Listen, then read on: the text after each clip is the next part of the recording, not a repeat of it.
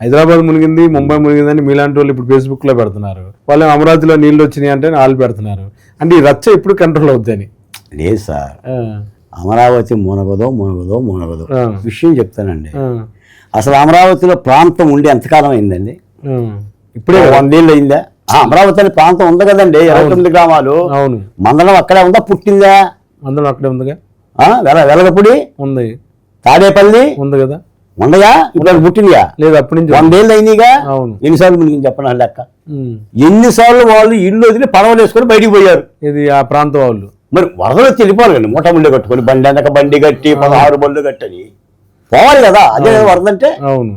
వరద అంటే అర్థం ఏంటండి, మూటా ముళ్ళే కట్టుకొని పోవటాన్ని వరద అంటారు. అవును. నీళ్లు రావటాన్ని వరద అంటారు. సంవత్సరంలో 365 రోజుల్లో 3 రోజులు వర్షాలు వస్తే మూటా ముళ్ళు కట్టుకునే వాళ్ళు పోతారండి. ఓకే, నువ్వన్న విశాఖపట్నం రాజధాని తిత్లీ తుఫాను వస్తే ఏమైందండి? తిమ్మిరి బిమ్మిరి అయింది విశాఖపట్నం. తుఫాను 100 ఏళ్ళకి ఒకసారి వస్తుంది, అప్పుడు పరిస్థితులు అలా ఉంటాయి. ఏమండి, నెలకోసారి మునగటం మీద చర్చ జరుగుతుంది. మునిగింది అనేది వైసీపీ వాళ్ళు, ఎందుకంటే వాళ్ళు మునిగారు కాబట్టి. Okay okay. అమరావతి మునిగింది అనబట్టే, అమరావతి శ్మశానం అని అనబట్టే, ఎడారి అని అనబట్టే వాళ్ళు మునిగారు. 11 వచ్చినాయి. మరి 11 వచ్చినోడు ఏం చేస్తాడు? చింతమ్మని నాటకం ఎప్పుడైనా చూసారా? సుబ్బిశెట్టి అని ఒకడు ఉంటాడు, కొట్టింది ఎవరో గుర్తులేదు కానీ లేవ తీసింది అన్నీ అంటుంటాడు. అంటే 2014-19 నుంచి కూడా అదే జరిగింది కదా. తర్వాత ఒక చేర్పులు జరుగుతూ ఉంటాయి. కాగాలం గారు, వర్షాలు వస్తే నీళ్లు రావాలి, బెజవాళ్ళకి నీళ్లు రాలేదండి. ప్రకాశం బ్యారేజీకి 10 లక్షల క్యూసెక్కులు నీళ్లు దాడితే బెజవాళ్ళ గడగడ వనకలేదండి. మీకు ఇంకో మాట కూడా చెప్తానండి మీ వివరం కోసం. చంద్రబాబు నాయుడు కొండగొట్టి వాగు ప్రాబ్లం ఏంటండి? అది వాగు అండి, నల్లమల ఫారెస్ట్ నుంచి వచ్చే వాగు. అటు నుంచి అంత పెద్ద పైన చాలా పెద్ద వాగు, కొండవీటి వాగు, పాలవాగు, పెద్ద వాగులు. అనుబంధం ఉందండి లోపల. అమరావతి నుంచే వస్తుంది. ఓకే. వాటిని కూడా నివారించడానికి అప్పుడే కొండవీటి వాగు ఎత్తిపోతల పథకం పెట్టేసి బ్యారేజ్ పక్కనే నీళ్లు కృష్ణానదిలో పోస్తున్నారు. అవును. మీకు 150 సార్లు అన్నారు చంద్రబాబు నాయుడు గారు ఇల్లు మునిగిపోయిందని. ఇప్పుడు మునిగిపోయిందండి. మనం రోజు చంద్రబాబు నాయుడు ఇంటికి పోతాం కదా. ఇప్పుడు బ్యారేజ్ వాటర్ వచ్చినప్పుడు నీళ్లు వస్తాయి. 10 లక్షలు మీరు అన్నారు, నీళ్లు రావట్లేదా? ఆ పోనీ లాస్ట్ మాటకు వస్తానండి. అమరావతి మునిగిపోయింది అంటే మరి జగన్మోహన్ రెడ్డి గారు ఇల్లు ఎట్టుందండి? మనగాదిగా ఆయన తాడేపల్లిలో ఉన్నాడుగా. తాడేపల్లి అంటే అమరావతి ఉండవల్లో ఉన్నారు, ఆయన తాడేపల్లిలో ఉన్నాడు. అంటే తాడేపల్లి ఒక అమరావతి, ఉండవల్లి ఒక అమరావతి. అంటే వాటర్ డిస్టెన్స్ గురించి చెప్తాను కాదండి. అమరావతి మీరు మునిగిపోయింది అన్నప్పుడు అమరావతిలో ఉన్న జగన్మోహన్ రెడ్డి ఇల్లు కూడా మునగాలి కదా అంటున్నాను నేను. మరి మునిగిందా? నేను అది మునగలేదంటే ఇది మునగదని అర్థం కదా. ఇంకో మాట కూడా వస్తానండి. అమరావతి ఎడారి అన్నారండి. ఎడారి అంటే అర్థం ఏంటి? వాన చినుకు పడని ప్రాంతాన్ని ఎడారి అంటారు. ఇప్పుడు అమరావతి మునిగిపోయింది అన్నారు అంటే అర్థం ఏంటి? వర్షాలు బాగా వచ్చే ప్రాంతం అని అర్థం. సస్యశ్యామలం. ఈ 2 మాటలకి ఏమన్నా అర్థం ఉందండి వాళ్ళలో? అంటే వాడే ఎడారి అంటాడు, వాడే వర్షాలు వస్తాయి అంటాడు, వాడే మునిగిపోయింది అంటే అసలు రాజధాని మీద వైసీపీ పార్టీ కానీ వాళ్ళ అధినాయకులు కానీ స్పష్టత లేదండి. వాళ్ళకి అమరావతి మీద ఉన్నంత కూడా కక్ష అండి. అంటే ఒకవేళ స్పష్టత వచ్చి ఆంధ్రప్రదేశ్ రాజధాని అమరావతి అని జగన్ గారు చెప్తే ఏంటి ఆయన చెప్పేది? కొబ్బరి విసుగొట్టం ఆయన చెప్పాలి ఏంటి? ప్రజలు చెప్పాలి. ఆయన పెడితే వచ్చిద్దా ఏంటి? అది ప్రజల రాజధాని అండి. ఇప్పుడు ఆయన వల్ల మీకు డిస్టర్బెన్స్ అని ప్రచారం చేస్తారు. ఆయన వల్ల డిస్టర్బెన్స్ ఉందండి. దాని మూలన ఆయన బుయ్యుండు. లేకపోతే ఇంకో 5 ఏళ్ళు కనుక పరిపాలన చేస్తే దోల తీరిపోయేది ఆంధ్రప్రదేశ్కి. ఆ కొబ్బరి పిసి కొట్టం కూడా ఉండేది కదా అమ్ముకోవటానికి. అమరావతి ఉద్యమం మూలనే రాష్ట్ర ప్రజలకు అంతకంటే ఎక్కువ అప్పులు చేస్తున్నారని. ఇప్పుడు అప్పులు చేస్తారా? ప్రభుత్వాలు అప్పులు చేయకపోతే నిప్పులు చేస్తాయా? మరి జగన్ గారు కూడా చేసింది అదే కదా. ఇప్పుడు అలా అనేది ఏంటి? మా హయాంలో శ్రీలంక వద్దని బాలకోటి ఇలాంటి వాళ్ళు బల్లల గుద్ది ప్రచారం చేశారు.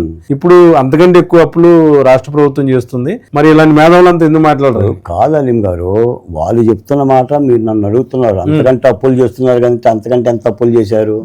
జగన్మోహన్ రెడ్డి గారు చేసిన అప్పులు ఎంత? ఆయన చేసిన అభివృద్ధి ఎంత? ఆయన ఒక ప్రాజెక్ట్ అని కట్టాడా? ఒక భవంతి కట్టాడా? పథకాల ద్వారా డబ్బులు డీపీటీ నీకు వచ్చిందంత, నువ్వు ఇచ్చిందంత, ఆంధ్రప్రదేశ్ ఆదాయం ఎంత? నీ గణాంకాలు చెప్పవచ్చా? మరి అవన్నీ గణాంకాలన్నీ చూడండి. నువ్వు పెట్టిన పథకాలు ఏంటి? నువ్వు చేసిన దోపిడీ ఏంది? కాంబోడియాలో ఇప్పుడు డబ్బులు దాచిపెట్టారంటే చూడండి. దక్షిణాఫ్రికా కాంబోడియాలో. అసలు కాంబోడియా దేశం ఎక్కడుందో తెలుసండి మీకు? ఆఫ్రికాలోనా? ప్రపంచ చిత్రపటంలో కాంబోడియా దేశం ఎప్పుడైనా ఇవాళ జగన్మోహన్ రెడ్డి గారు మద్యం డబ్బులు అక్కడ డబ్బు చేసిందని చెప్పి వార్తలు వస్తుంది. దక్షిణాఫ్రికా వార్తలే ఉంది, రాస్తానే ఉన్నారుగా. 2000 సంవత్సరం నుంచి జగన్ గారి మీద వార్తలు రాస్తానే ఉన్నారుగా. కాంబోడియాలో డబ్బులు దాశారండి. అవునండి, 2004 నుంచి రాస్తున్నారు.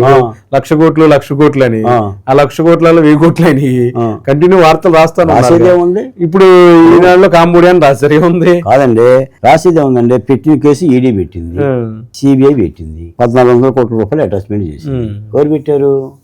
జనం, రాజకీయ పార్టీలు పెట్టలేదుగా కేసులు, విచారణ సంస్థలు పెట్టినాయి. వాళ్ళు అక్రమ కేసులు అంటుంటారు, ప్రభుత్వాలు సక్రమ కేసులు అంటుంటాయి. మరి ఎవరు తెలుస్తారు? ఇప్పుడు ఈ మద్యం కేసు ఉందండి, సాక్షి కానీ లేదంటే జగన్మోహన్ రెడ్డి గారు వైసీపీ అధికారులు ఏమంటారు? అసలు కేసే లేదు, మద్యమే జరగలేదు, కుంభకోణం. ఎలా జరుగుద్ది? వాళ్ళు అనేది ఏంటంటే మద్యం షాపులోకి వచ్చేది, మద్యం అమ్మిందంతా రికార్డులు ఉన్నాయి, బార్ కోడ్లు ఉన్నాయి, సేల్ చేశారు, అక్కడి నుంచి డంప్ అయింది కూడా రికార్డు ఉంది. ఇక్కడ కుంభకోణం అక్కడ జరిగింది అడుగుతారు వాళ్ళు. శంకరాచార్యుల మా మిథ్యావాదం కథ అన్నావా? శంకరాచార్యుల వారిది. శంకరాచార్యుల గారు శిష్యులతో మీటింగ్ పెట్టుకుంటాడు, మిథ్యావాదం గురించి చెప్తాడు ఆయన. అంతా మిథ్య శిష్యులారా, మీరు మిథ్య, నేను మిథ్య, మెమ్మ మిథ్య, మయ్యా మిథ్య, ఈ జగమే మిథ్య అని మిథ్యావాదం చెప్తా ఉన్నాడు. ఈ లోపల రాజుగారు పట్టపటైన గురుక్కుంటూ అటు వస్తుంది. శంకరాచార్యులు గారు చూసి పంచె దోపుకొని పరిగెత్తుతారు. గురువుగారు పరిగెత్తున్నారు, శిష్యులు గారు కూడా పరిగెత్తారు. పట్టపటైన పోయిన తర్వాత మళ్ళీ గురువుగారు వచ్చి కూర్చుంటారు. శిష్యులు అడుగుతారు, స్వామి ఎందుకు అంతా మిథ్య అన్నారు కదా, మీరేంటి పరిగెత్తారంటే ఏనుగుని చూసి పట్టపటైన అన్నారు. వాళ్ళ పచ్చవల్ల గజ మిథ్య, పలాయన మిథ్య. ఏనుగు రావటం ఒక మిథ్య, మాయ. నేను పరిగెత్తాను అనుకుంటున్నాను చూసారా, అది పెద్ద మాయ, మీ భ్రమ అన్నాడు. ఇప్పుడు మీరు అంటున్నట్టు మీరు అడుగుతున్నట్టు కూడా అంతే ఉంది. మద్యం మిథ్య, మద్యం కేసు మిథ్య, కేసులు కూడా మిథ్యే. కృష్ణమోహన్ రెడ్డి కూడా మిథ్యగా, ధనుంజయ రెడ్డి కూడా మిథ్యగా, గోవిందప్ప కూడా మిథ్యగా, కసిరెడ్డి మిథ్యగా, జగన్మోహన్ రెడ్డి గారు మిథ్య. తప్పు చేసిన వాడు ఎప్పుడన్నా నేను తప్పు చేశానని చెప్పడం చరిత్రలో మీరు చూసారా? నేరం చేసిన వాడు నేను నేరం చేశానని అంగీకరించడం చూసారా? ఇది అంతే, ఇది అంతే. సార్, మెడికల్ కాలేజీలన్నీ అలా ఎందుకు దారాదత్తం చేస్తున్నారు? జగన్ గారు కొన్ని కట్టిని మీరెందుకు దారాదత్తం చేస్తున్నారు? ఎవరికి దారాదత్తం చేస్తున్నారండి? పీపీపీ పద్ధతులు ఇవ్వడం ఎందుకు? పీపీపీ పద్ధతి అంటే అభివృద్ధి అని చెప్పేసి అర్థం అండి. రహదారులు ఎందుకు ఇస్తున్నారు? పీపీపీ పద్ధతులు ఇవ్వట్లేదా? ప్రాజెక్ట్ ఎట్ట కడుతున్నారు? అదేం చిన్న పెట్టుబడి పెట్టవచ్చు. చిన్న పెట్టుబడి కాదండి, సాధారణంగా ఏంటంటే రాష్ట్ర ప్రభుత్వం అధికారులు వచ్చిన తర్వాత కొన్ని లక్షల కోట్లు బిల్లులు క్లియర్ చేశారు. అలాగే ప్రభుత్వం ఉపయోగపడే మెడికల్ కాలేజీలు మీరే అన్నారు. మీకు మాట చెప్తాను. ఆరోగ్యశ్రీ కాన్సెప్ట్ ఏంటండి? రాజశేఖర రెడ్డి గారు పెట్టిన ఆరోగ్యశ్రీ కాన్సెప్ట్ ఏంటి? ఏలండి, జబ్బున్నవాడు డబ్బు లేకపోతే ప్రభుత్వం ఇచ్చి ఆ బిల్లులు క్లియర్ చేసేది. నేను చెప్తున్నానండి, ప్రభుత్వ ఆసుపత్రులను కుదేలు చేసి ప్రైవేట్ ఆసుపత్రులను అభివృద్ధి పరచండి అని అర్థం. అదే ఆరోగ్యశ్రీ పెట్టే సొమ్ముతో ఎన్ని వందల వేల ప్రభుత్వ ఆసుపత్రులు దిగ్విజయంగా వెలిగాయి, ఎన్ని వందల మందికి ఉద్యోగాలు వచ్చాయి. నేను ఆ పథకం చెప్తాను. ఇప్పుడు నువ్వు చేయొచ్చు, నన్ను ఎవరు బోర్డు చైర్మన్ కూర్చోబెట్టి నువ్వు చేయొచ్చు. నేను ముఖ్యమంత్రిని కాదు, నేను ఉప ముఖ్యమంత్రిని కాదు. నేను మీరు సబ్జెక్ట్ అడుగుతున్నారు కాబట్టి చెప్తున్నాను. అవును, మీరు ప్రైవేట్కి ఎందుకు ఇస్తున్నారంటే చెప్తున్నాను నేను. మీరు 2004 దగ్గర నుంచి రాజశేఖర రెడ్డి గారి అధికారంలో వచ్చిన దగ్గర నుంచి ఇప్పటి వరకు లెక్కేసి ఆరోగ్యశ్రీకి ఎన్ని వేల కోట్లు ప్రభుత్వాలు పెట్టిన లెక్క చేయండి. కొన్ని వేల కోట్లు వస్తాయి. అవును, ఒక హాస్పిటల్లో 2 హాస్పిటల్ అయినాయిలేండి.